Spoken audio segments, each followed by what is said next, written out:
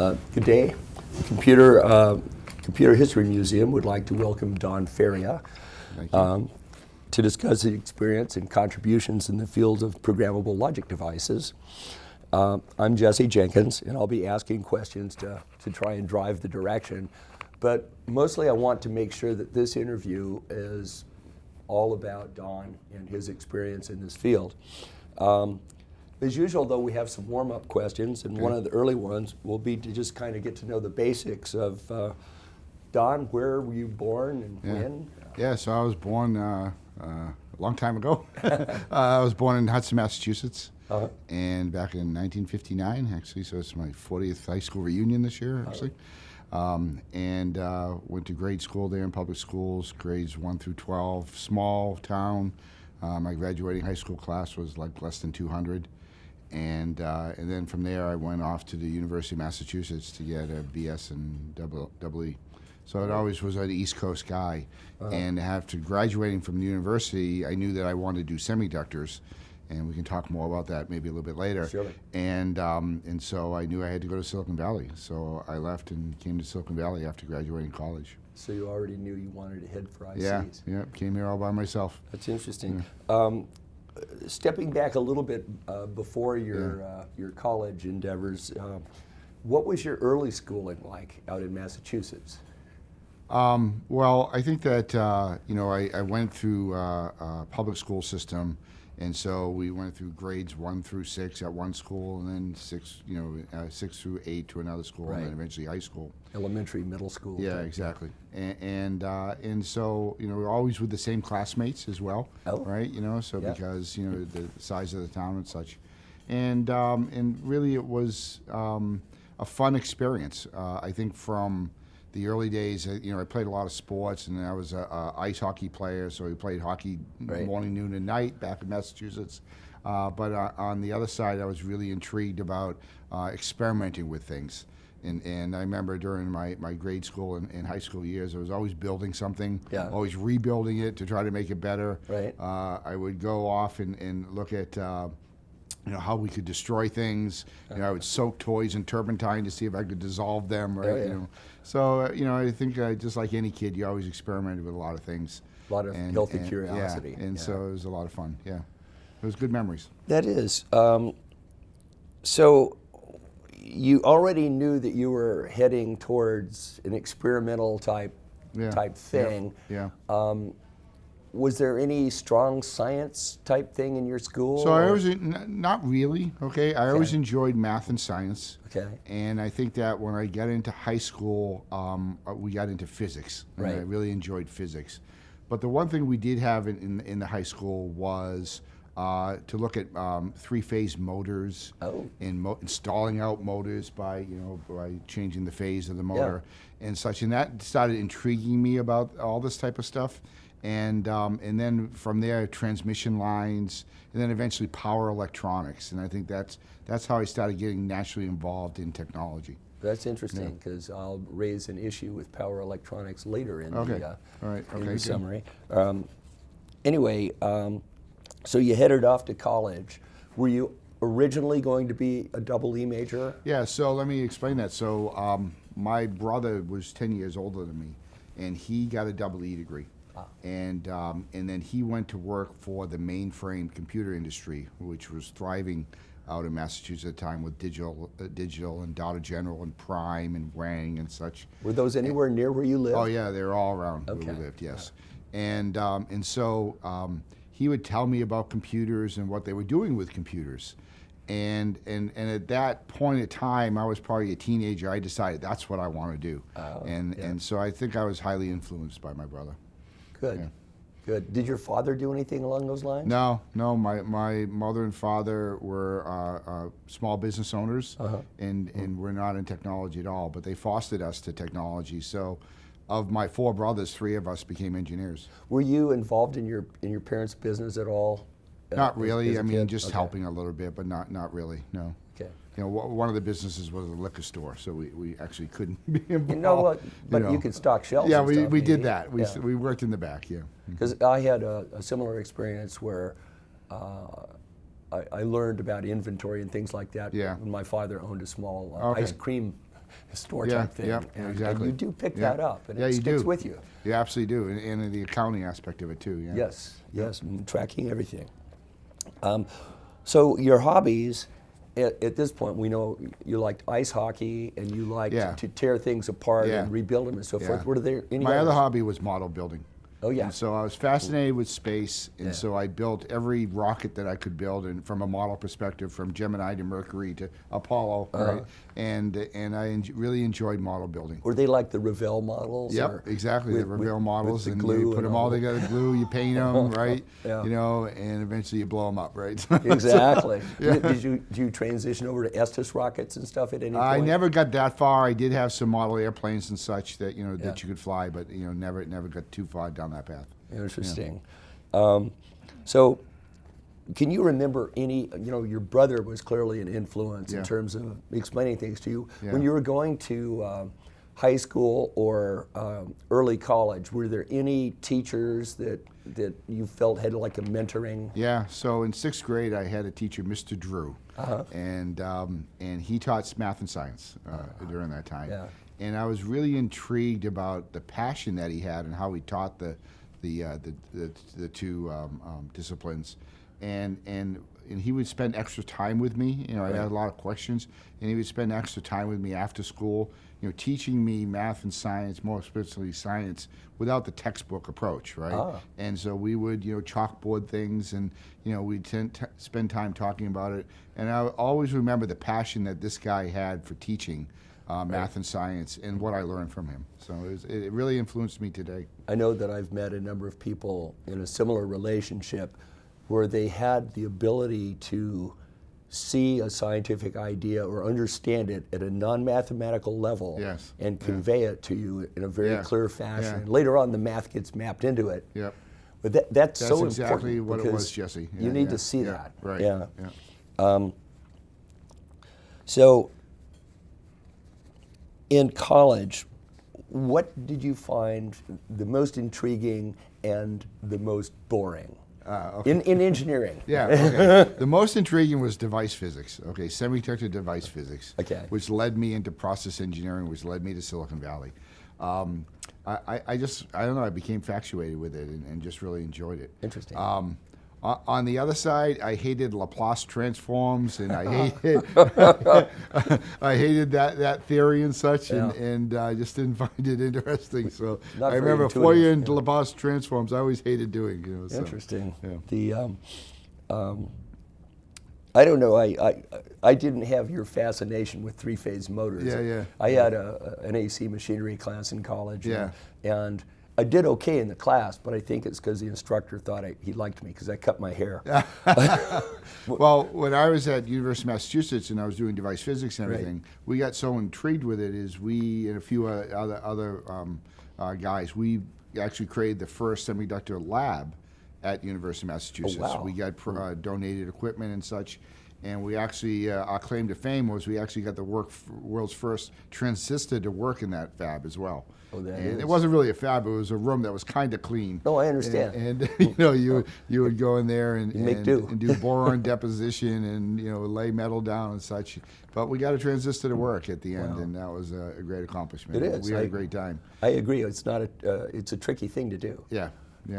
And of course, in college, you spend a whole night in the lab trying to work on stuff because we just enjoyed it. Yeah. Exactly. The I guess I started on the semiconductor path and went to I had the device physics class, which is 1 quarter, and then we had a quarter where we went in and started doing rubyliths and making resistors and things like that. It wasn't until the 3rd quarter that I dropped out that they actually made the transistors and stuff. Interesting. I guess we did make diodes. But, Okay. All right. Very good. Yeah. but it was a similar type thing. Yeah. So when you graduated, you had your 4-year bachelor's degree, Yep. and then you just drop everything and head out to Silicon Valley, Yeah. or were you spending a lot of time writing letters and sending resumes from No, out of- I knew I wanted to come to Silicon Valley. Okay. And so almost all my job interviews or applications came out here.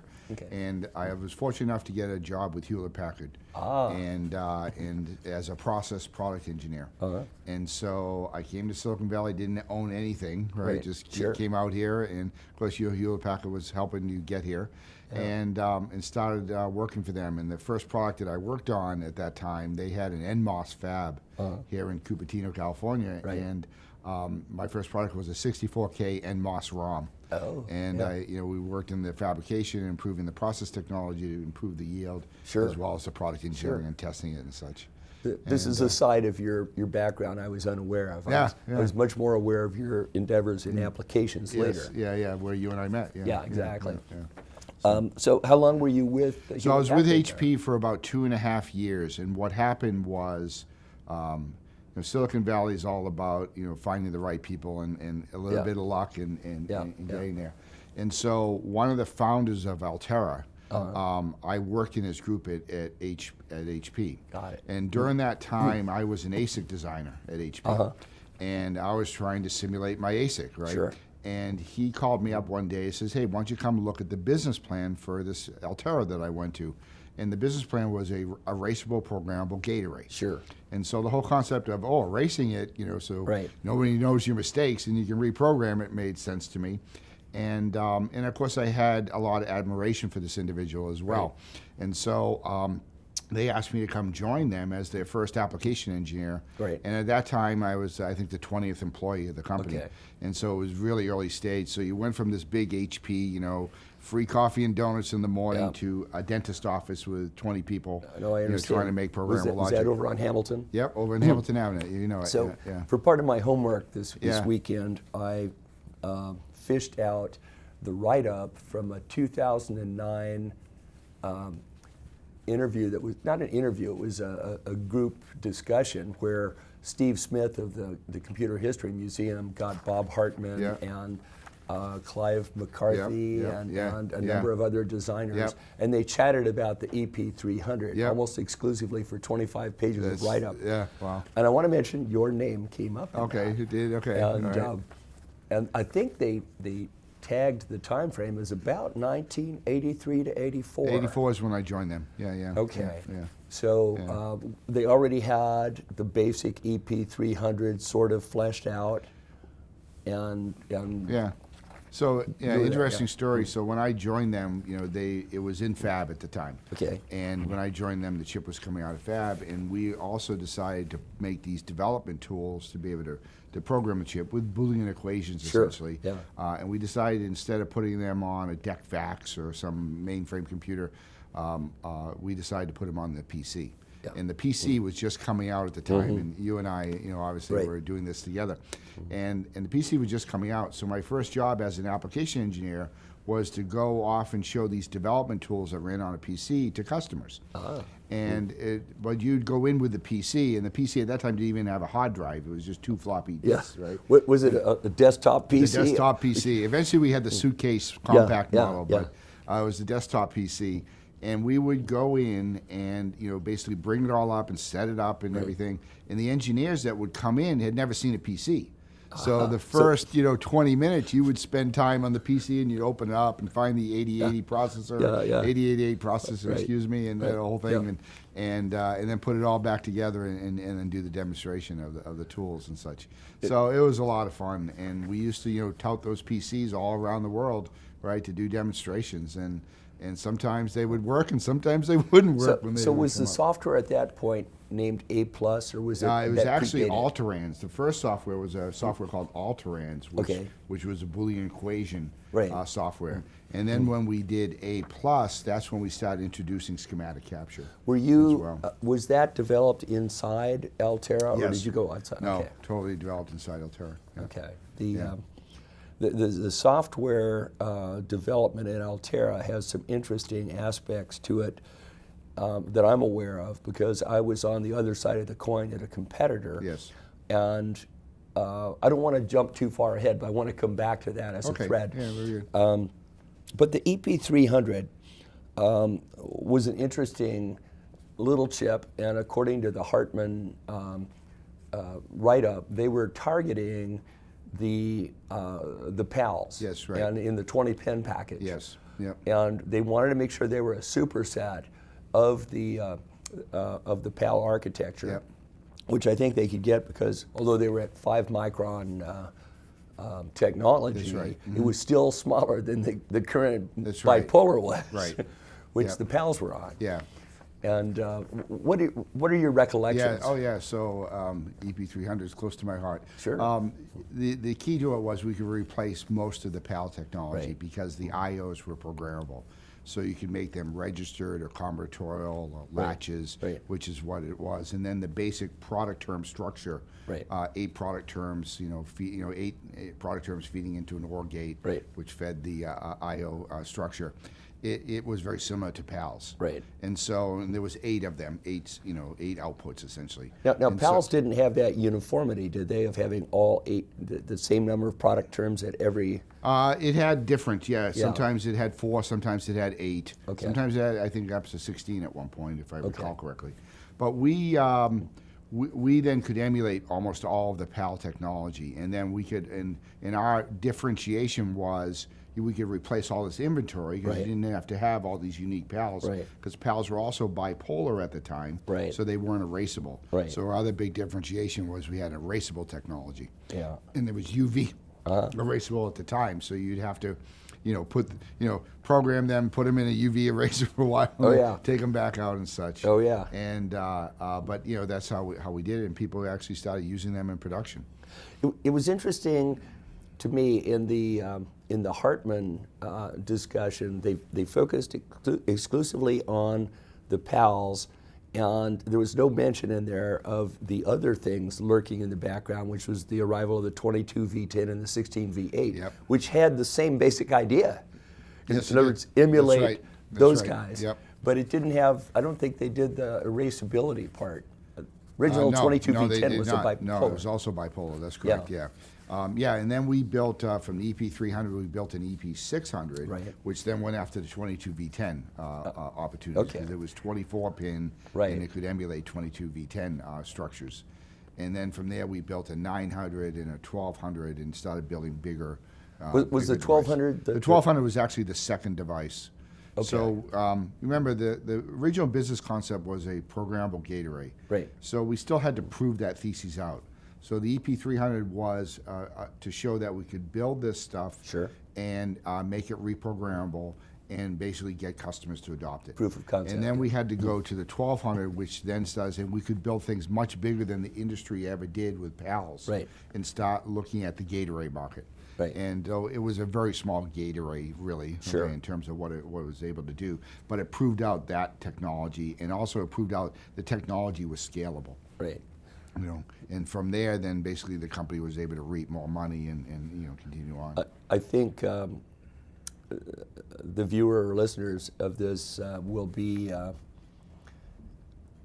they need to be aware that the gate arrays back in the early 80s to mid 80s time frame were not these honking huge ones that we have today. Right, that's they right. were much more down to earth, smaller, and people were just trying to make something that would be custom for their own needs. That's right. And so this market said, oh, and by the way, the other thing was it was an unforgiving thing. If you made a mistake or your simulation was not complete, Right. excuse me, you're going Yeah. to have to pay more mass Right. charges. It was the and- whole mass set churn, turnaround time, all those exactly. types So of things. your arrival time of your product going out in 3 months is now out to 9 months or something like that. That's right. And That's here right. you had something that could be erased in Yep. a few hours, or Yep. whatever the time Yeah, was. that's correct. And we used to tell our customers, well, people didn't know about programmable logic that much. It's, what do you do? And my comeback always was, we sell time, and people pay for time. Good point of view. And so our whole focus was time to market. And time is Yeah. money. Yeah. Okay, so you're coming from Hewlett-Packard over to the startup world over on Hamilton, Yep.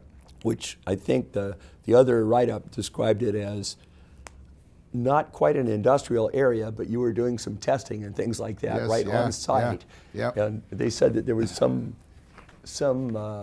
pump or something. We had the wafer test system in there, and we had the pump, you know, the suction pump for the wafer in the desk drawer. Right. Right. And and we used to test the wafers as they came in. Not much of a clean room environment, but we tried to do the best we could, and that's how we tested the first silicon. But the other thing you guys did, and we got wind of it over at Xilinx, was you were using a PC as the basis of part of your tester. Yeah, yeah. And that would save you a lot of money, Yes, wouldn't it? yeah, it was huge. In fact, so, you know, talk about creativity in a startup, as you've been through as well, is so one of the engineers that headed up, you know, product and test engineering, he realized that I could probably do this better by using the PC, because we were using PCs for our development tools, so we had a lot of PCs.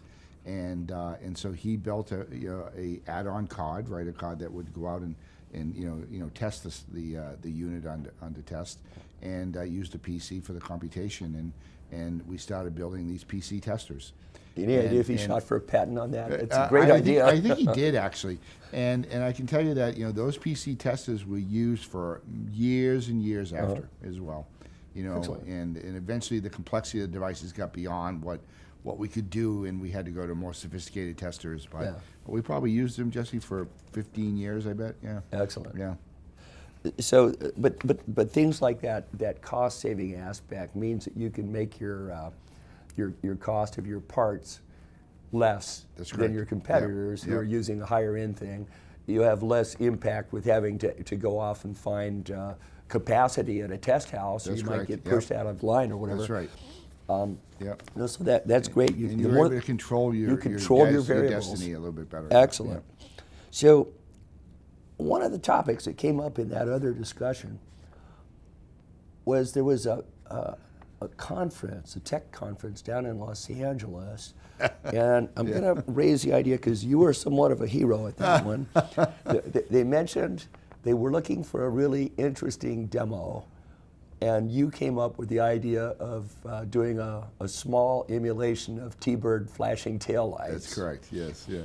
And it just reminded me that, you know, you were saying when you went on customer visits, the people were more interested in the PC. Yeah.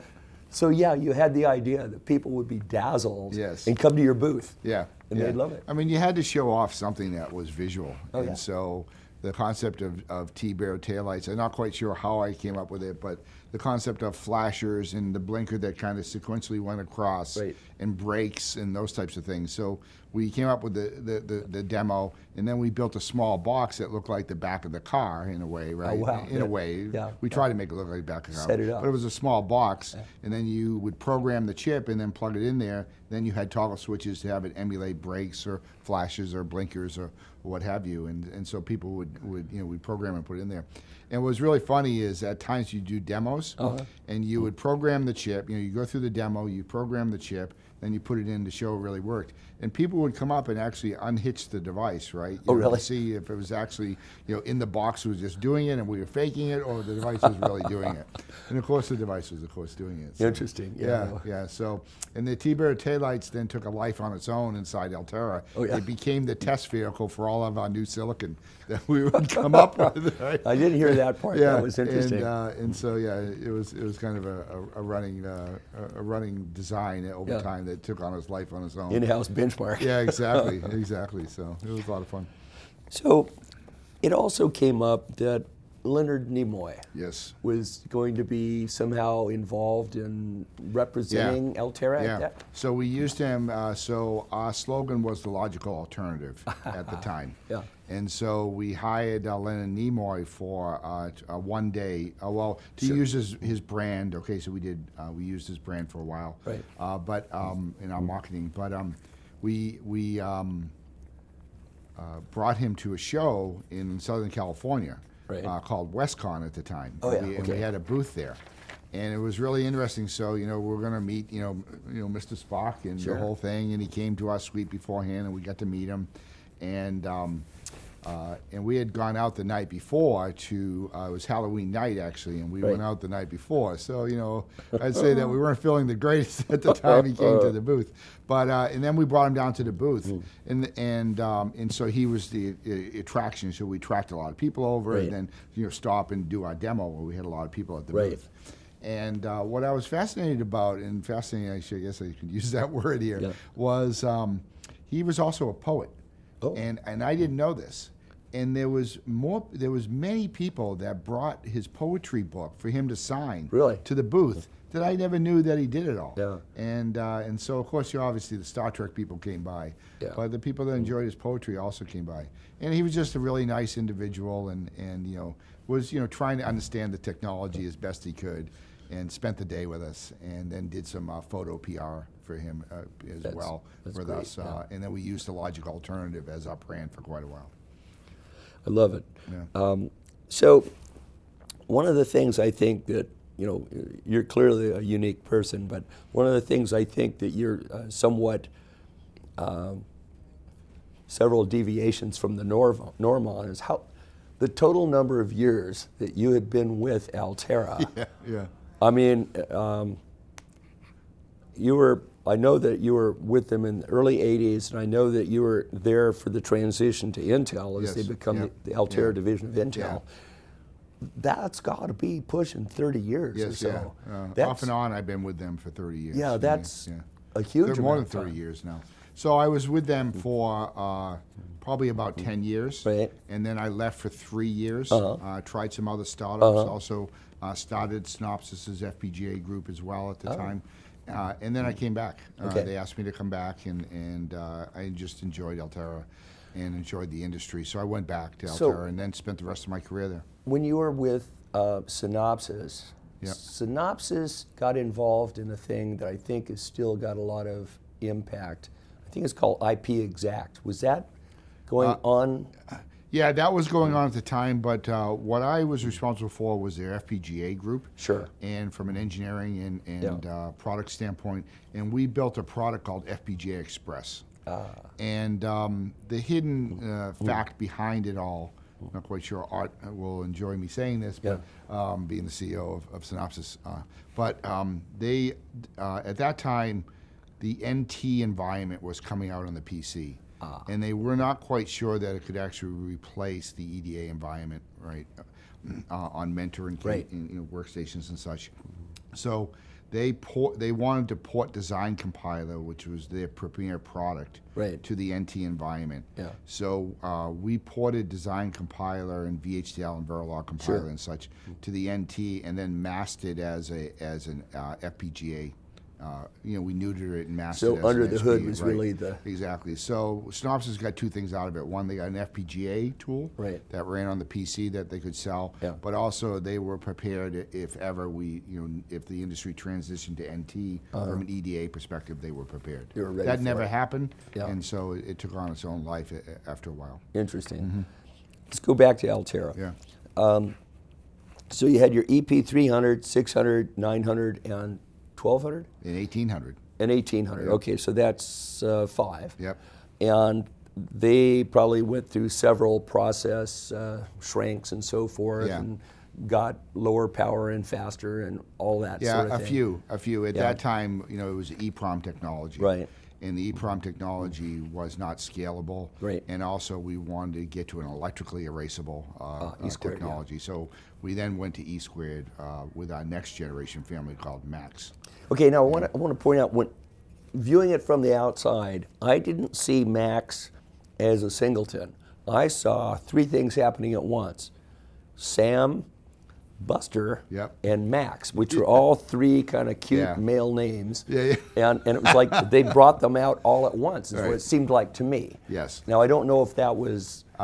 so what happened was we had transitioned from the classic devices, the first devices you mentioned, the EP devices, to the Max series.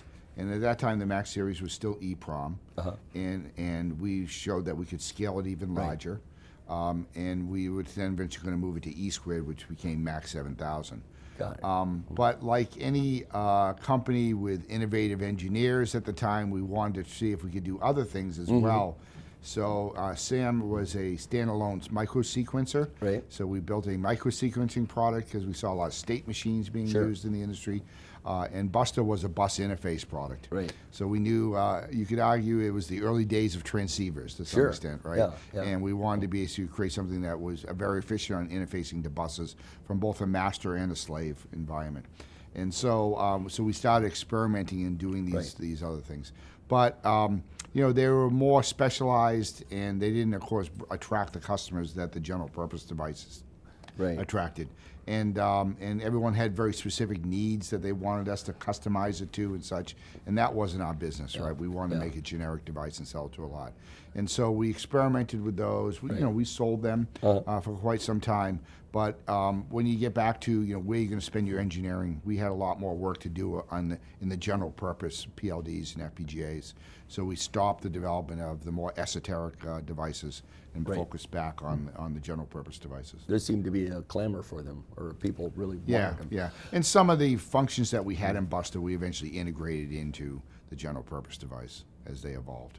Okay, so you recognize your successes there and took advantage of it. Yeah. Now, so Max, of course, became a big thrust. We've kind of skipped over the A+ software, which it supported the higher end EP series. Yeah, so it supported the higher end EP series and also the Max 5000 as well. Okay, so was Max+, which was the one that I think so had a whole facelift on it. Yeah, then we basically transferred from the A+ environment to the Max+ environment. And so we rewrote the tools from ground up. Oh. And that became Max+. And was that for Max 7000? Yeah, or Max did it cover 7000 5000 on. also? Yeah, it covered 5000. We made it backwards compatible, but it was 7000 on, really. The thing that I remembered about Max+ was it seemed to have a well thought out and very crisp user interface, and that seemed to be a primary what would you call it? That was a big factor to it. It was the focus, yes. Yeah. I want to point out, in parallel, I had shifted over about this time to Xilinx from Signetics, and we had been struggling with software on how to make the software in Signetics and how to make software more customer friendly.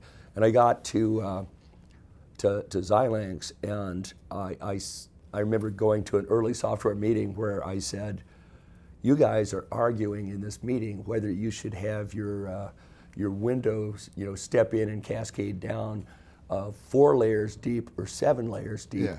You don't even have the option of pushing one button and saying, just do it." Right. And they said, "Our customers know it's not that easy." And I sat there and I said, "You're leaving out a whole bunch of customers that don't want to get in and dig around in the dirt here." Yeah. Right, exactly. Yeah. And then you guys seem to have something much closer to that. Yeah. So that's what we did, is user interface was everything. As you know, the secret to programmable logic was the ease of use to get people to adopt it, and the development tools became that vehicle to make them easy to use. And so we took the approach is, we wanted a one push button, compile. Sure. And so we had 2 options actually. We had the push button compile, which most customers used. Yeah. And then we had, if you want to open the door and get under the hood, you can do that as well. And so we had both, but we promoted the push button. And the push button worked most of the time. The devices were simple enough at the time that it could. And at that time, I think that's what differentiated Altera and Xilinx.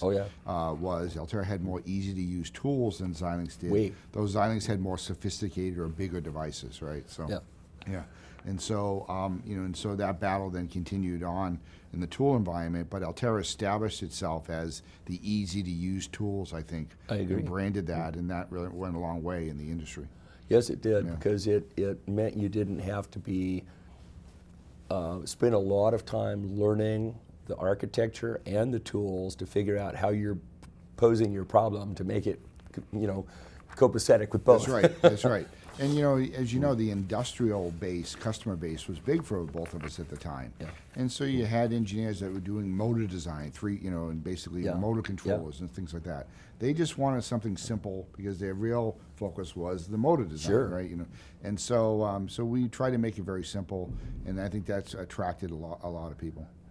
Absolutely. I watched it more than once where customers would come back over to Xilinx and say, well, over there, I just push the button and the darn thing just worked. Yeah, yeah, yeah. Whereas over here, I got to do all this stuff. Yeah. And Interesting. we're sitting there going, yeah, but. And they're going, excuse me, over here, it just worked. Yeah, yeah, yeah. Yeah. Anyway, so you guys rode the Max 7000 for quite a while. Yes. I remember Robert Bilby was at Altera during that time frame. Yeah. I think he was somewhat involved in that. Yes. You were still in applications at that time? Robert worked for me. Oh, he did? Yeah. I didn't know that. Yeah. Robert's over at, I think, Microchip? Microsemi now. Microsemi, Yeah, okay.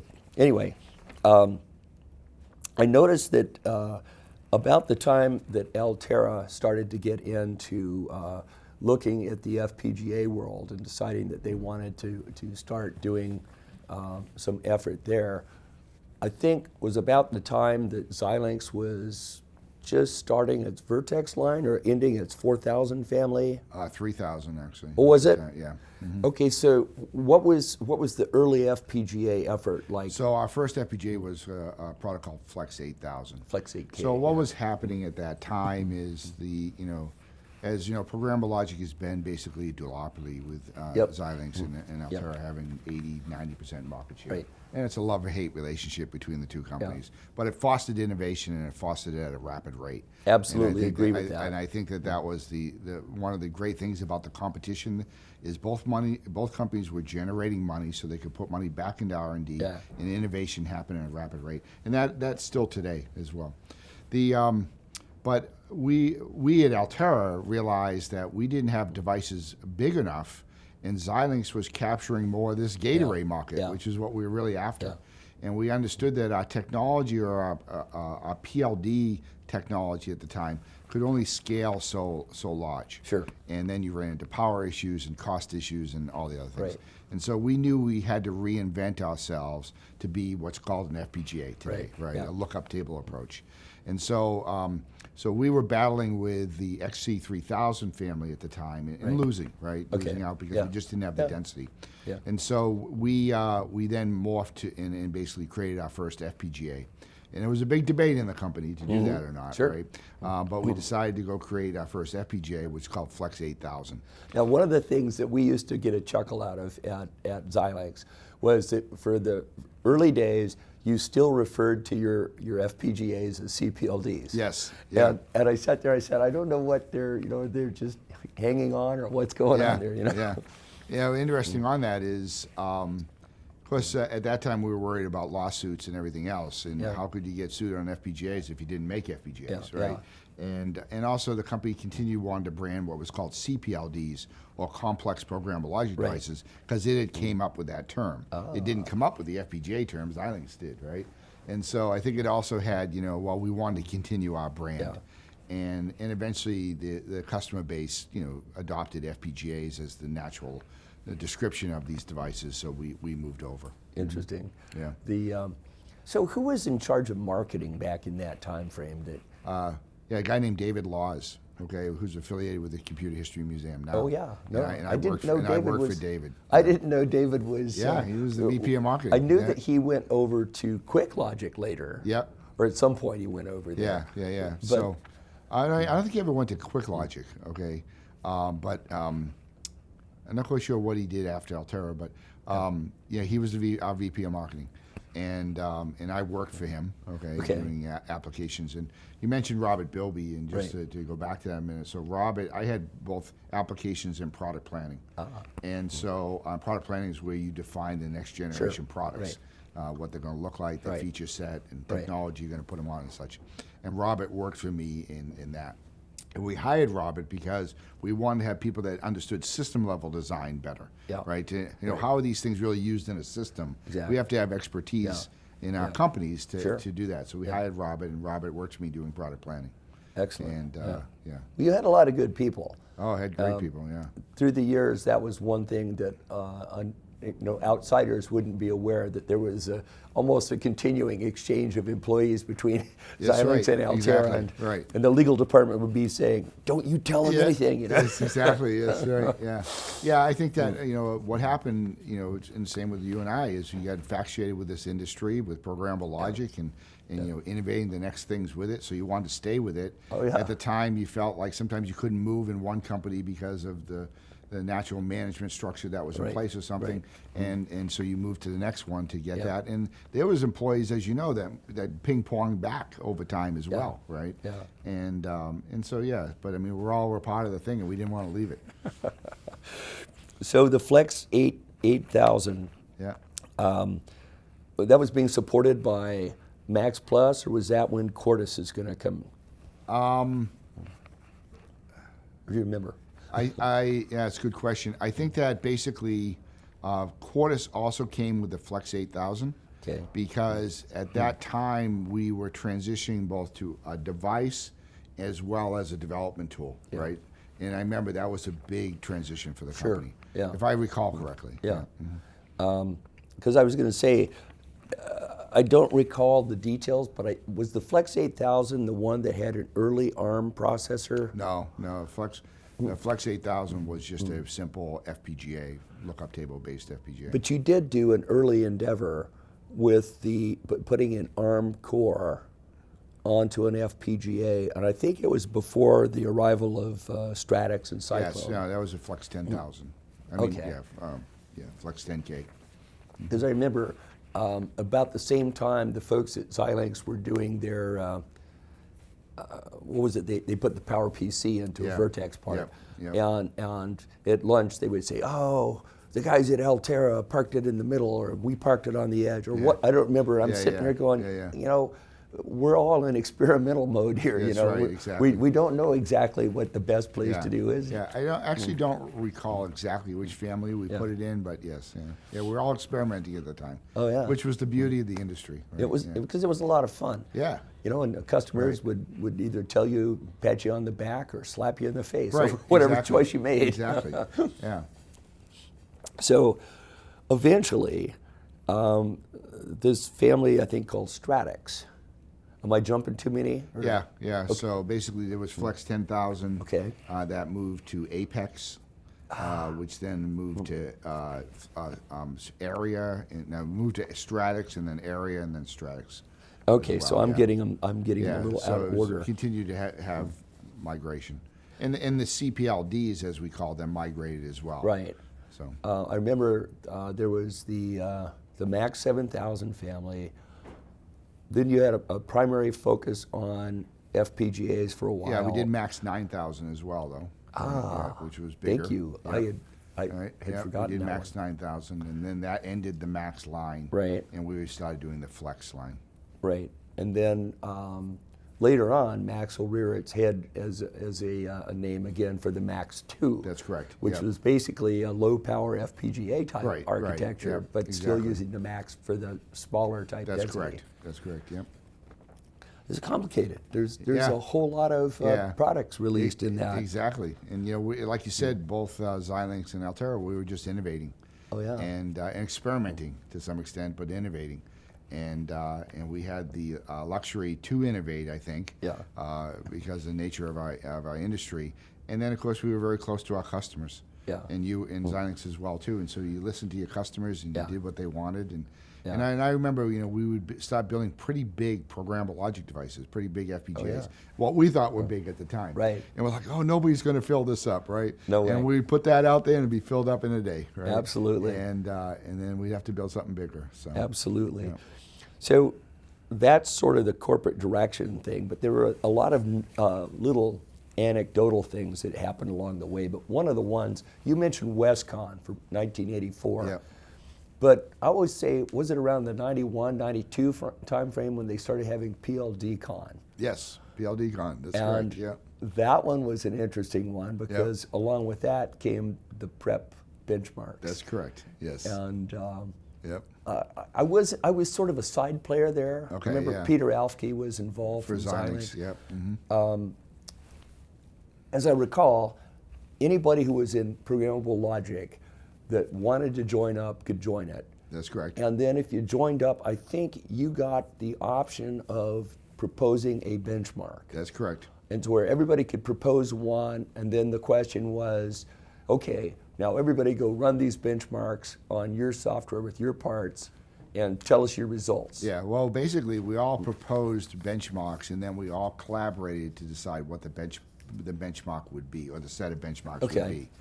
And of course, at least from an Altera standpoint, we would go back and run them, and we had Xilinx tools as well. Sure. So we would go back and run them on the Xilinx tools and our tools, and then we would tweak the benchmark that worked best for us. Yeah. And then make that proposal back to the committee. Sure. And at that time. And I believe that exactly the same thing was going on at Xilinx. Yes, I think so, and Lattice at the time too. Yeah. Right?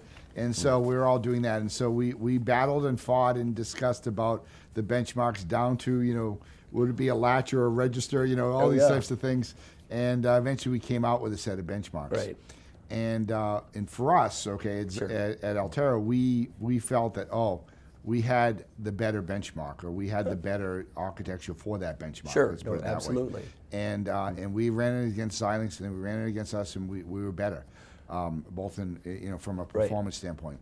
And because the industry was saying, I don't understand logic elements and product terms. Can you just tell me a set of benchmarks so I can measure everyone against each other?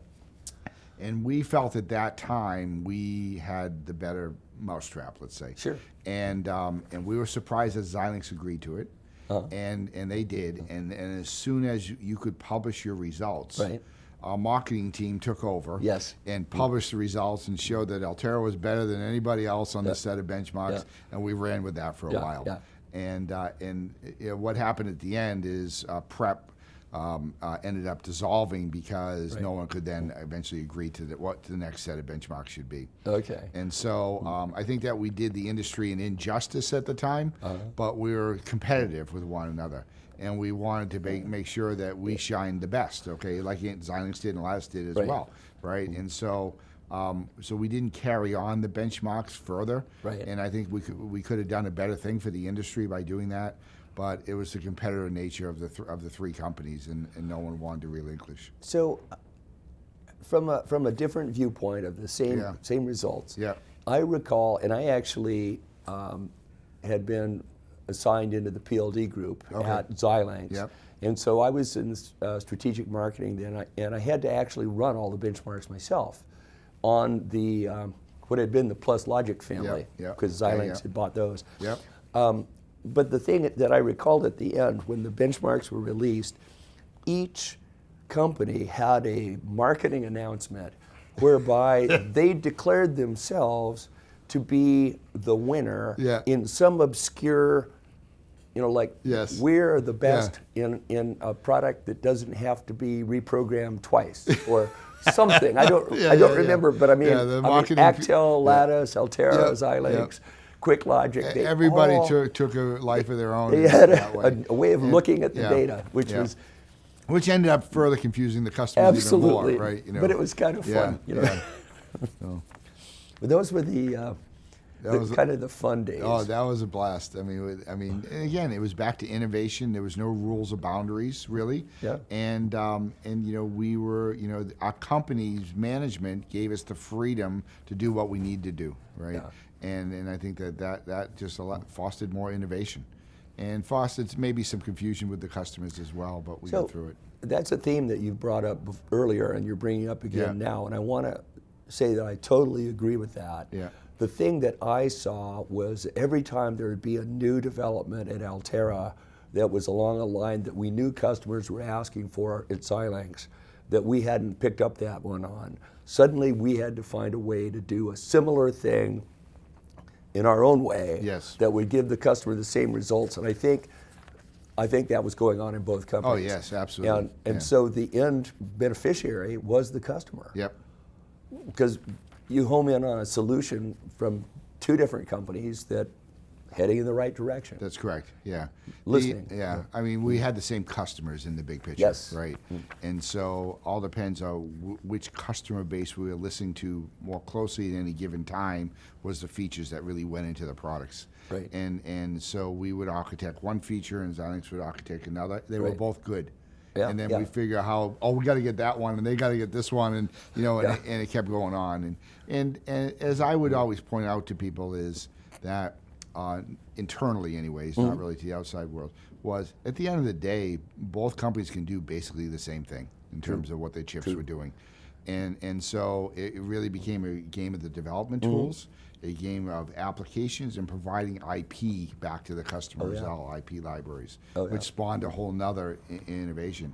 And I think that because we were able to innovate, and because our whole focus was getting the devices to customers, we destroyed the EDA industry for programmable logic. We did our own development tools, Xilinx and Altera, gave them away for $2,000 or less. So Ventura, Cadence, and Synopsys really could never get in. Right. We then destroyed the IP industry, right? We would do a PCI Express core, give it away. Synopsys was trying to get $80,000 for the ASIC one, right? And so we kind of destroyed that industry as well for programmable logic.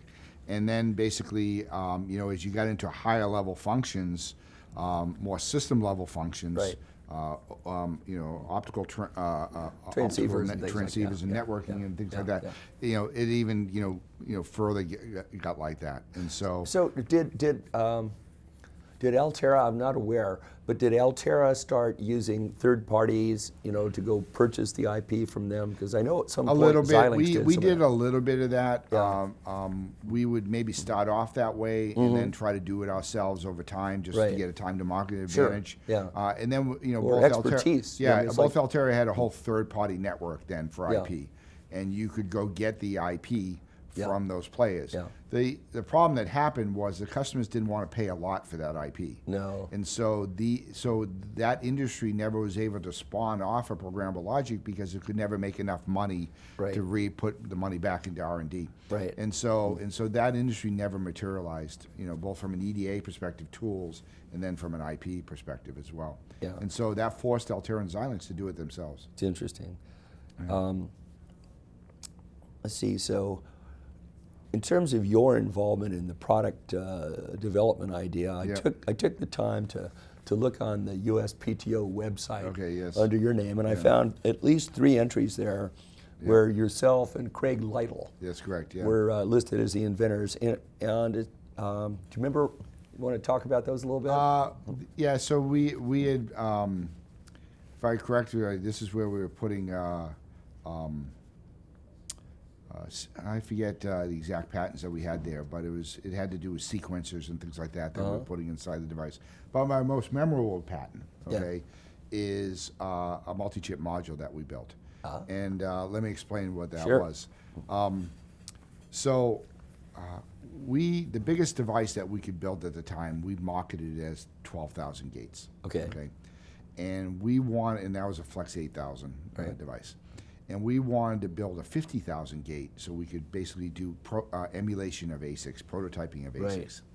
And so talk about innovation. So I had an idea to basically put 12,000 gate devices together, connect them with a programmable interconnect chip that was made by a company at that time, and that had 1,000 connections, and basically put it on a multi-chip module and then offer our customers a 50,000.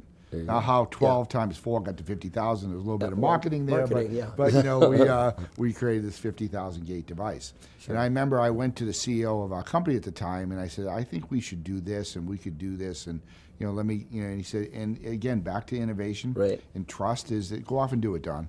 And so we went off and built this thing, and it had all the challenges of interconnect. It had the challenges of power. It had the challenges of packaging technology, and then the tools to basically route the designs among these chips, which had really limited interconnect. It wasn't a full interconnect topology to the chips.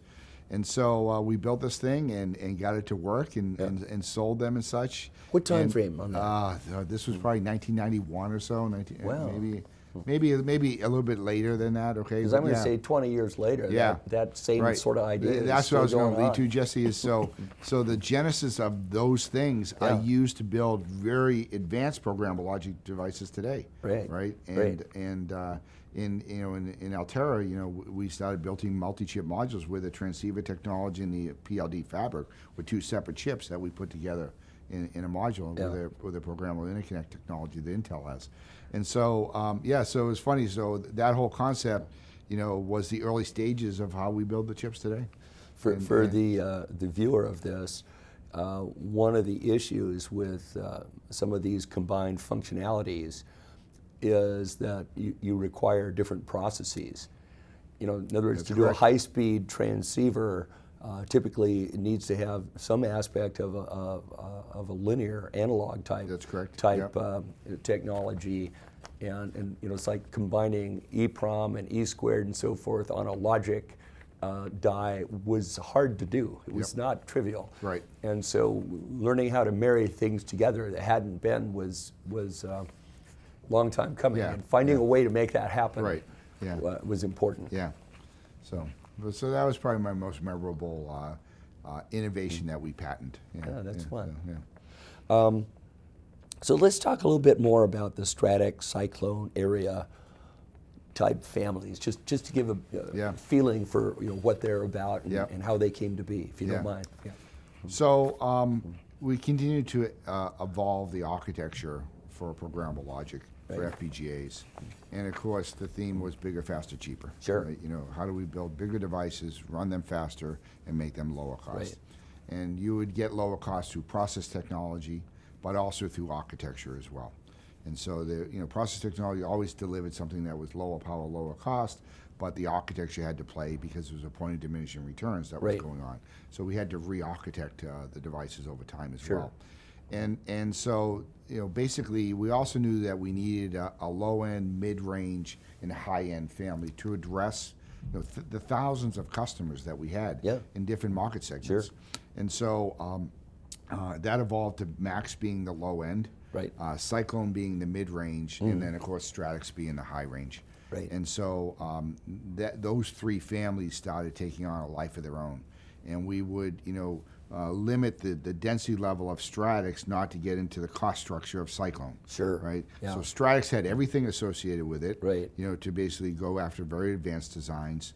Cyclone had a limited set. To basically have the right cost profile for actually a different set of customers. And then Max was really low end, but the continuation of our complex programmable logic device family. And so we basically evolved to these 3 product families. And so it was interesting. We would have debates when we were architecting them on what should go into what, And of course, from an engineering standpoint, you wanted to put everything in Cyclone, but you wouldn't make the cost. And so we had to take things out that we knew were features customers wanted. But that would hopefully force them to go to the Stratix and pay us more money, And so, and that exists today with the company as well, And Xilinx did the same, Yeah, they did. Xilinx did the same. Very similar thinking, too. Programmable logic sells to thousands and thousands of customers, and those customers have different needs, and so we were trying to continue to accommodate all those needs. And so, but at the same time, we knew that the real money was in the big devices. And so, so we basically made sure we were focusing on doing the right things up there. So that's interesting. There was always, I don't know about how it was at Altera, but at Xilinx, there was a cultural, probably still is, substructure where the most social respect was given inside the company to the designers of the very high-end parts. And the guys who were designing the medium ones. I was in the CPLD business unit for a long time, and we were the peasants. And I just found it to be interesting that it's sort of like your personal esteem is tied to the margins on the products that you're involved with. Yeah, at that point in time, I was doing product planning in the business units and such, and so everything was equal to me, right? Yeah. But, maybe that existed. So was product planning separate from the business units, or well, basically, product planning. The genesis of product planning came out of application engineering, right? Because who knew what the chips better was the application engineer. Absolutely. You and I started our career as Yep. application engineers, right? Yep. And so, at least in programmable logic. Yes. And so we started that way. So I had both groups. And then as we migrated into business units, and I ended up having the business units at one point too, we kept product planning as part of the business units. And then at one point we moved it to engineering as well, right? Yeah. And then had people in the business units responsible to work with engineering in the product planning perspective. So it's interesting to watch the structure of the company evolve to meet the marketing needs. And we so always forth. try to keep product planning away from engineering, for the fact that they would do best what would be best for silicon, not maybe best for the customer. Absolutely. And so we kept product planning always in a separate organization, and it is today at Altera as well. Yeah. I remember that in an early product that I was involved with planning and so forth, I was asking some of the designers, how come the die size came out so much bigger? Right. And they said, well, the design manager sort of liked some of your ideas, but wanted to make sure that if some of the features didn't work as they were supposed to, we had the ability to use programming bits to turn them off. Yeah. And I'm sitting there going, so the fact that you didn't trust the feature resulted in a bigger die. Right. That's funny. I never knew that. Okay. Yeah. Anyway. That was kind of an interesting thing. Were you involved in the? There seemed to be kind of a push in Altera's FPGAs. Xilinx was a big proponent of their block RAMs, but I remember that Altera was pushing content addressable memories, or CAMs, to some degree. Is that? I think the datacom world was after that type of thing. So I think that if you take a step back, the evolution of programmable logic architectures. We didn't participate in the PC revolution, right? Correct. Well, we participated in the communication revolution. That's true. And so as the internet evolved, right, which I think is one of the big reasons programmable logic was successful. Yeah. As the internet evolved, we took advantage of that. As wireless evolved, right, cellular infrastructure evolved, we took advantage of that. And so we would listen to our customers on what their needs were. Right. And at times, maybe you got too fixated with one or two customers to do what they wanted. Okay, and the CAMs were an example of that. Mm-hmm. We eventually went back to more general purpose memory that we had. But so it was really this stuff was moving at a rapid rate. Right. The communication industry needed to use programmable logic because things were evolving too quickly. Right. And so we would then latch on to some customers and do what they wanted to do. Yeah. And obviously you wanted to look at it holistically and say, okay, we're going to do this, and we'll make sure that it accommodates them good enough, right? Sure. In terms of what we want to do. But there was times you got fixated a little bit too much as well. I think the PowerPC endeavor over at Xilinx was like that, where IBM's influence as well as Cisco's. Yeah. And basically once they finally got it out, the sales weren't there on it. Yep.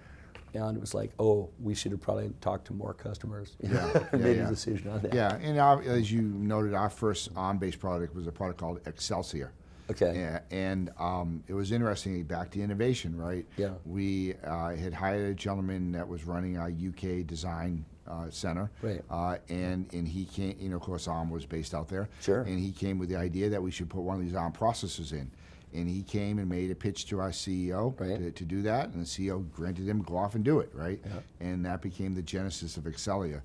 And I think that we then stopped that development because, again, it was costly. We had to do a lot, and we were missing the opportunity in the general purpose world to just do bigger, faster, cheaper FPGAs. Right. So again, it was something, and PowerPC maybe too, it was ahead of its time a little bit in terms of the integration of processors with programmable logic, but. We had to make the choices of where we're going to spend our R&D. It turns out that the ARM path was a good call. That's right. But it was just a little early for the world. Right, exactly. We went back to it after a while. I think Tricent, that was a little company that was tying them together as well. They did an ARM one as well. Yeah. Yep. Okay, so your career, you were at Altera for a long time in both applications and product development. And was it at Altera that you started getting involved in the, what do you call it? I want to call it the venture capital side of things. Yeah, so I just give you a history of my career to some extent. So I started off as we talked about, as a process product engineer. Right. And that taught you the fundamentals of semiconductors, I think, right? And then I moved to a design engineer doing ASIC design. Right. So you're able to see, realize your circuits into real applications, right? And see your chip work in a real design. Yeah. And then from there, I moved to application engineering, where you assisted others to do designs, right? Because you had the fundamentals of semiconductors, you had the fundamentals of design, right? So you could assist others. Yep.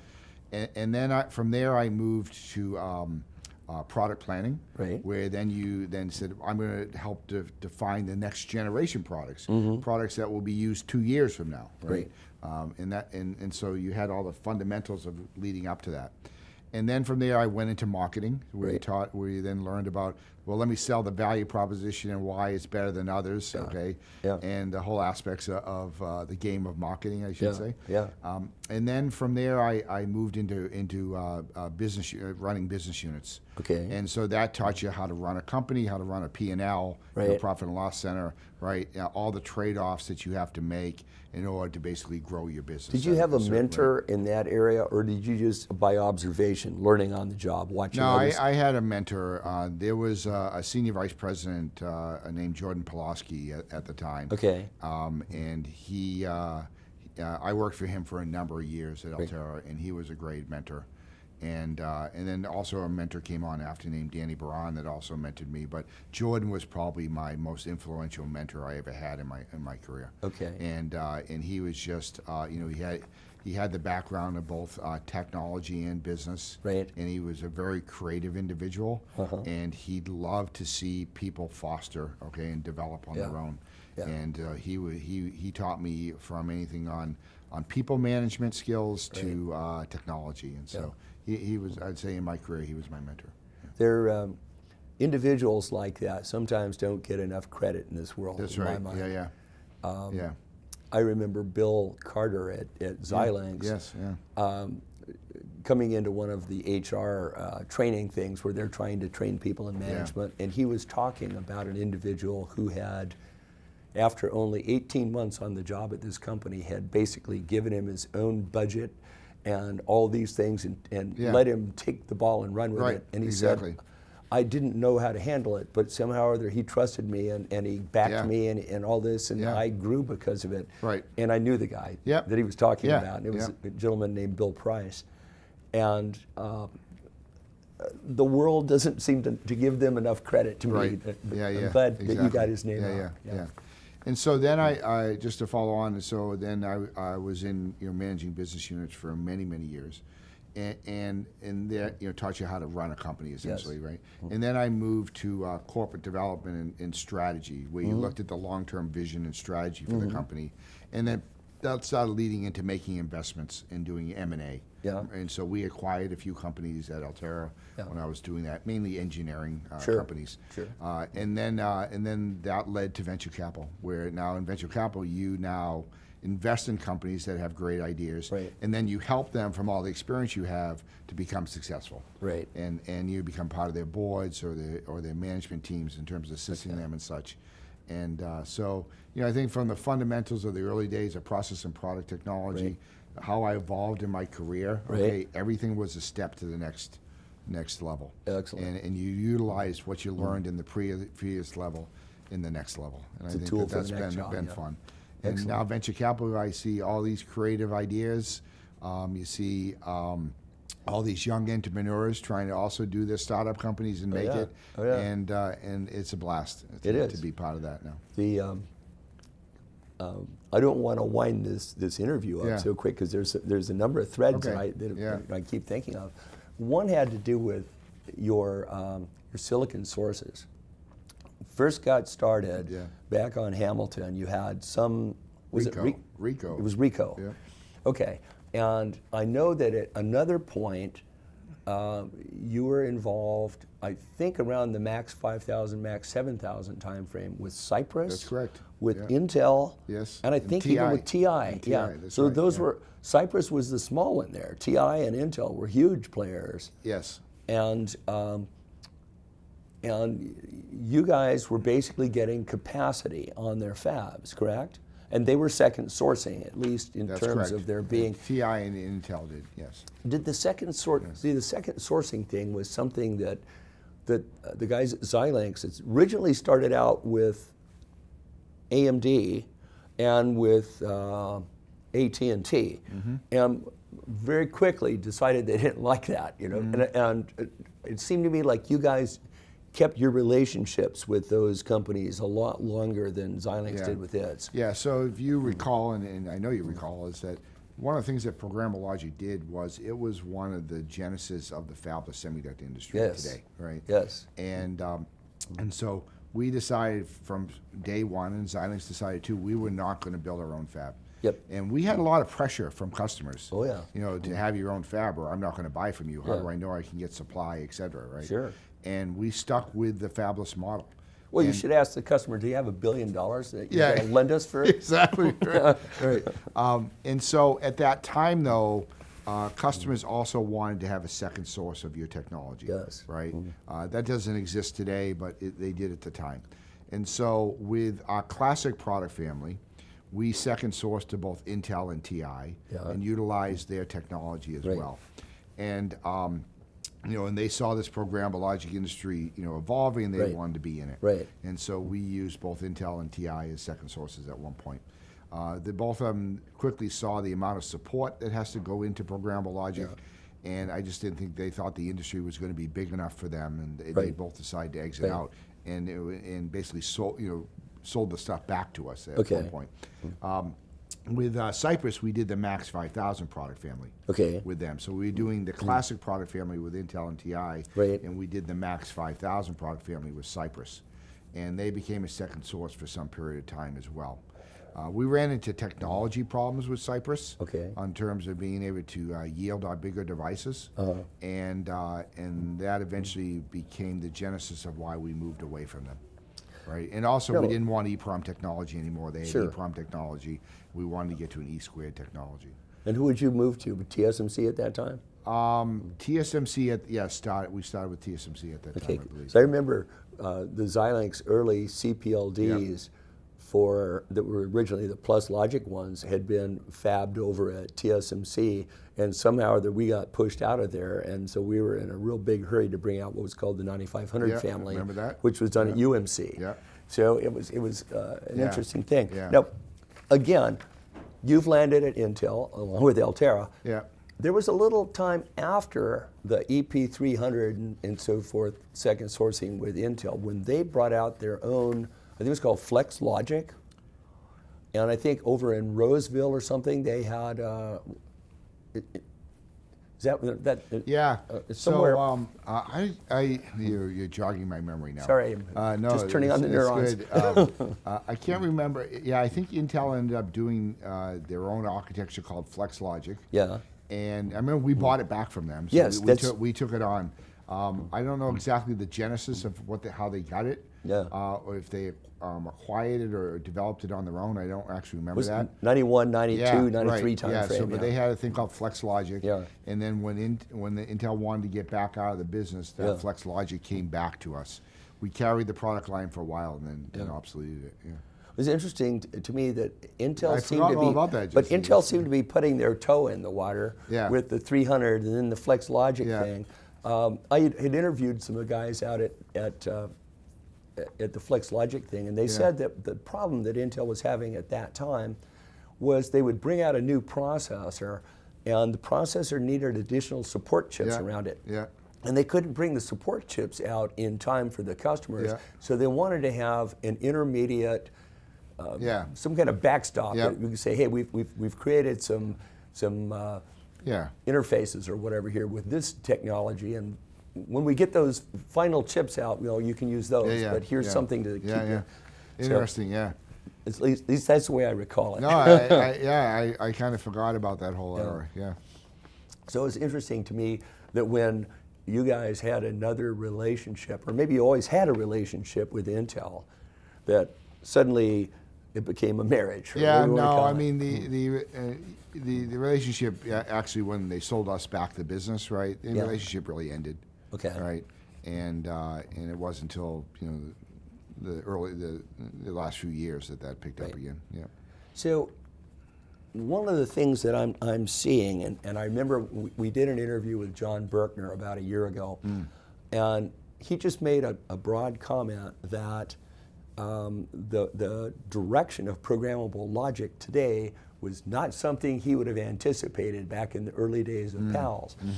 And I'm just going to throw out some terms. We see data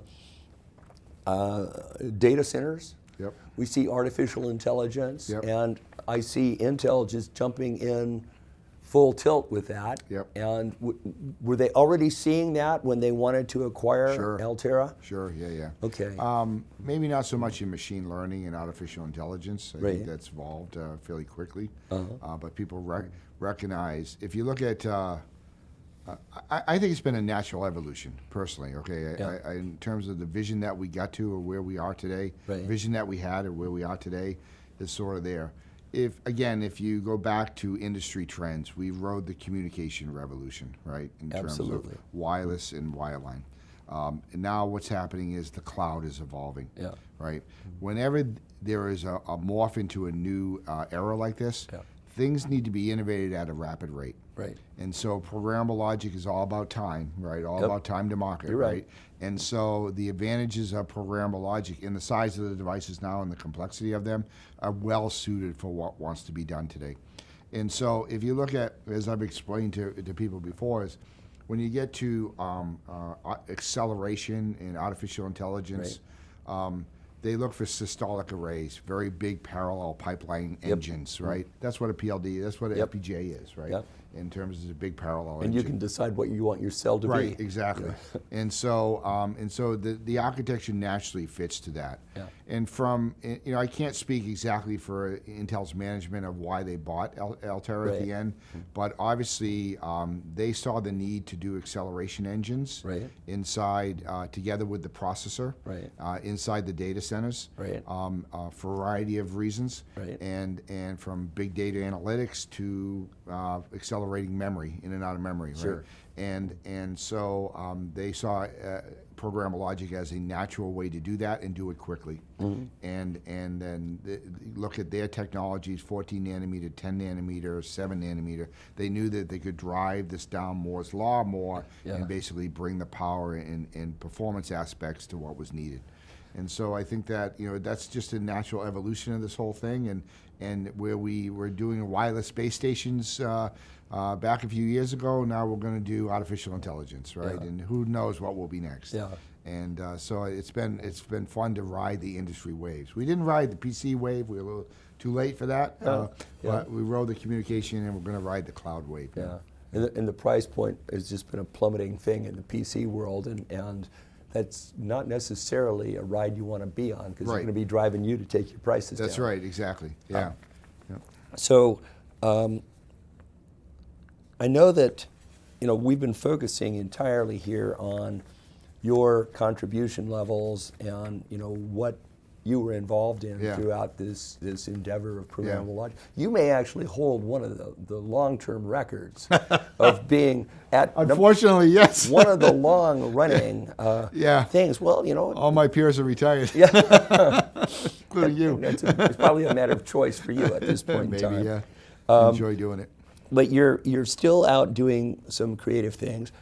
I want to plant the seed now for a question I'll ask in a little. I would like to learn more about your outside interests and your hobbies and stuff. But before we do that, one of the things that I had mentioned earlier, I wanted to come back on when I said your interest in power. I happened to be interviewing Berkner a year ago, and at the time, I didn't realize that they would invite me over to interview at ANDAPT, as I had just retired out of Xilinx. And I sat there and said, "This is the same commute for me." Anyway, but I was sort of intrigued at that little company in terms of having modular, programmable power capability, and then finding out that I guess you're the prime VC behind it, aren't you? Yeah. So at the time ANDAP was forming, Right. I was at Altera at the time. Right. And of course I knew Koppel, you know, for forever, and in this industry, and it was interesting. Is Koppel and I were having lunch at a restaurant one day, and he said to me, "Don, I have an idea, and when I formulate this idea, I'd like to know if Altera would want to, you know, invest in it." And so eventually he came back to me with the idea of a programmable power device, which is what ANDAP is. And it reminded me exactly of the early days of programmable logic. Yeah. He's trying to do BOM replacement for all these linear power devices that, you know, that analog devices has today through Linear Tech and such, and TI and stuff. And so it's like, yeah, this is beautiful, right? This is exactly what you want to do. And now you can take it to this and this and this over time, right? And really create a strong value proposition. So I saw it exactly as the early days of programmable logic, and I was intrigued by it. And at that time, so we at Altera wanted to invest in that because we had bought a power line as well for a company called Empyrean. So we saw it as a complementary technology to what we were doing with Empyrean. So it had strategic value to Altera. And Cisco also was then also a investor, and Intel was an investor. For various reasons. You know, Altera definitely for semiconductors, right? Altera had the interest in it, but you know, Intel and Cisco had other interests. And so the three of us invested in the company. And then what happened, and we all had equal share in the company. And then what happened was Altera got bought by Intel, and then, you know, we had double our share, right? And of course the company needed to raise more money, and when another investor came in, and we're all, you know, the original investors are still there, Intel / Altera and Cisco, and another investor, some other investors have come in as well. And it's fun to be part of that company. I sit on the board as a board observer, and it's fun to be part of that company to see what they're going through, and it's you know, it's the visions of you and I had, you know, all those years ago, right? And they're struggling with the exact same things, right? Making the technology work, but customers want to talk to them, which was the beauty of programmable logic, right? You never went into a customer that didn't want to talk to you, right? They were fascinated with programmable logic and they wanted to use it. Same thing's happening here. And I think that, you know, I hope they become successful. They have, obviously, just like Altera and Xilinx had its challenges to overcome. You know, it had to do that through, you know, through engineering and innovation. I'm sure this company will do as well. Well, hearing the stories of early days at Altera of doing the design software on a PC and stuff like that made me fondly think of the fact that when I was over there and chatting with John Berkner, he's pointing out that, oh yes, I didn't have a tool to be able to solve these kind of simulation things at the time, so I just used a spreadsheet. And he talked about how he's running a simulation on a spreadsheet and so forth, and I'm sitting there going, yep, you always find a way, a creative way to do it. That's right, exactly. John's a unique individual. Well, Koppel is too, and I'd like to say I'm mentioning John Berkner, and Koppel is Koppel Shankar. And I guess Koppel's the CEO. Koppel's the CEO of the company, and he was the CEO of a company called Silicon Blue. Before that, which got sold to Lattice. And then Koppel started another company, and John was been with him with both companies. They pulled Rick Crotty out of Xilinx, and Rick was one of the stalwart design type guys there. And Jim Mulligan too. The sales guy. So, but it's interesting that we all know the names of all the players in the business. You know, we could swap roles here, and I could interview you, and it'd be, your background and career is mine is much less interesting than yours is. As much as fascinating as mine. So I don't know how much time we have. Where do we sit? I haven't. Forgive me. We can. No problem. Well, we have something. We're trying to do 30 more minutes. Okay, I'm not sure we have that much more. Well, what time is it now? It's 12. Okay, so we've been at it for a little under, just about an hour and a half. I guess the thing that I'd like to know is a little bit more about Don Faria. Now, did I pronounce your name correctly? That's correct. Yeah, not many people get it right. Thank you. What nationality is that? It's my background is half Portuguese and half Italian. Oh, it is. Okay. So it's- Faria is actually a Portuguese name. okay. Yeah. So Faria. Yeah. Faria. Yeah. So. You don't happen to speak any Portuguese, do you? No, I don't. No, I don't. My father was born here. My mother was born here, but their parents were born. You know. So you're of a Mediterranean background. Yes. Yeah. But yeah. transpose over to the East Coast. Yeah. Exactly. I'm an East Coast Italian guy, right? There you go. Yeah. Everything's direct, you know. So. Interesting. Yeah.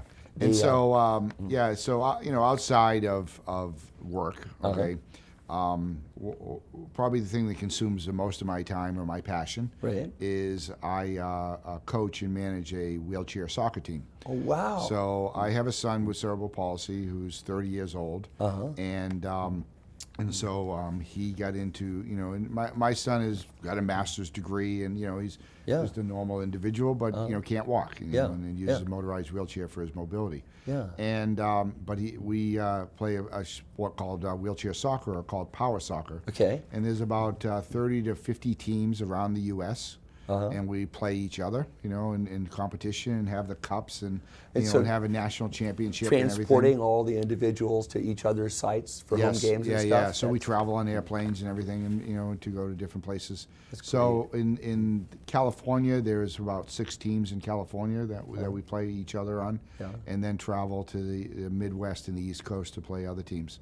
And so there's a national championship every year. Okay. And last year we came in second place in the national championship, and you're a coach at our level. And I've coached and I was the head coach for many years, and then I transitioned to the assistant coach, so I didn't have to do all the bureaucracy of it anymore, and I could just focus on the team. And then I helped manage the program, and So- it's part of the city of San Jose and an organization called Far West Wheelchair Athletics Association. Just because I'm an engineer and so are you, I have to ask the question, as a coach, have you learned how to operate a wheelchair to do that at all? Yeah. So that you can go and say, I you can got get to in do there this. and do that, not to the extent and the skill set that the athletes that play the sport have, but yes, during practice I can get into a wheelchair and play a little bit of time. You know, so I certainly can't master it like they can. No. So. Yeah, but they use motorized wheelchairs on a basketball court, and they connect these big bumpers to the front of their chairs, and then the soccer ball is about half the size of a normal soccer. Twice the size of a normal soccer ball. So you've got a bigger target. Able-bodied soccer ball, and there's 4 players on each team, and you know, that are on the court at any given time or on the pitch, and very competitive, very competitive. You know, my team's all adults. But we also have teams with youth on it as well. And probably one of the greatest joys I get in life, is having been around disabled people my whole life because of my son, is to see these young kids come that may be anywhere from 5 to 9 years old, been in a wheelchair their whole life, right? Been stuck in a television, watching television, or Game Boy or something. Getting their them whole out life, and doing something. And they come out and they become completely different individuals. That's beautiful. You know, and that's probably been a greatest joy of my personal life. Is that program, and seeing people foster in that program, and seeing the parents realize that their kid can be an athlete too. That's great. You know, and so that's been a great thing. Number one, you're part of a team. Right. And you're out there and you're learning to compete. Right. And you're having your skills grow with all that. So you've got. And you take the management you've learned in the industry and you apply it to to the team a little bit. And we have a motto in our team: is team stands for together everybody accomplishes more. That's excellent. And so basically, everyone's involved. We talk about trust. We talk about communication, right? We talk about the facets of what does it mean to be a team, right? And we talk about the people that establish this are the people that win championships, right? And there's no one individual on our team. It's all about everyone. And so, and it's been I'm been a blown lot of away. fun. This is it's fantastic. great. And I'll invite you to a game sometime. We play in San Jose and play in Berkeley and such. So maybe you can come out and check out one of the games sometime. Yeah, so that's probably and then I also I have a second home on a lake and with a boat, and so boating and fishing and things like that are things that I enjoy as well. It's all in California. Yeah, all in California. So when are you going to throw in the towel? No, you don't want this to go public. The guys It's a at good Intel- question. Don's going to always be there. Yeah, no, it's a good question. I thought serious about it when Altera was being sold to Intel. Yeah. But I just still enjoy all this, right? No, I understand. And I think that the world of venture capital is just a lot of fun. Yeah. It's certainly not the pressure of a P&L, running a business, that in the days from Altera and Xilinx and competing each other and winning designs and growing the business. So it's a little bit different, professional lifestyle for me that works for me. Good. And so I have a lot of energy. And so you've evolved into it. Yeah, until I don't want to do it, I'll do it, right, as long as I have the opportunity. And so I think that I don't have a time frame, actually. I think you're a lucky man. Yeah, I enjoy what I'm doing, and God willing, I can do it for a while. So That's beautiful. We always have, I'm going to say this is like the final question. Okay. Yeah.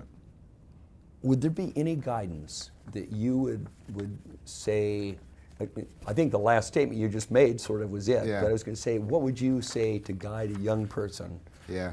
in the engineering world, getting out of college? Yeah. I mean, seems to me like your role model of what you did is sort of what you'd recommend. Yeah. But I mentor people and coach people as part of my work at Intel. And they always want to know, well, how did you evolve? And I kind of explained that earlier in the interview process. And I guess what I try to tell them is, early in your career, try to do multiple things, right? Yeah. Don't do one job. Right. It's okay to change jobs. Yeah. Yes, it's fearful, and yes, you should give a job at least 2 to 3 years before you change, Yeah. so the company gets something from you, but you also learn the job, et cetera. But it's okay to change and to make those changes, and you should do that. Yeah. Use one as a building block to the other. Always try to follow your passion, right? Don't try to work for a paycheck. Right. Follow your passion. Do the things that interest you. And I also say you should always try a small company as well. And I think that here I am at Intel, right? Very large company, but the early days of programmable logic that you and I did Hamilton Avenue. were the most fun, right? We're the most fun, innovative, and you really learned what your passion was, and you got to do a lot of different things for the company. Yes. And so you really understood where you wanted to head in your career. And so I advise them, obviously, try multiple jobs, but find your passion and really go after your passion. Even though it may be hard at times, go for it. And even though it may be, well, I'm not going to make as much money if I try this and it's risky, try risk at least once. Yeah. I agree with you. Yeah. I agree with you wholeheartedly, sir. Yeah. I would like to say, on behalf of the Computer History Museum, Don Faria, it's been my pleasure to get to hold this chat with you. It's been my pleasure to have it with you. After all these years we've known each other, and it's appreciate the trip down memory lane. For the audience, we first met when we both had plenty of dark hair. I had hair. Yeah. We've known each other, 30-something years, right? Yeah. Yeah. Thereabouts. So, Anyway, thank you, Don. Thank you.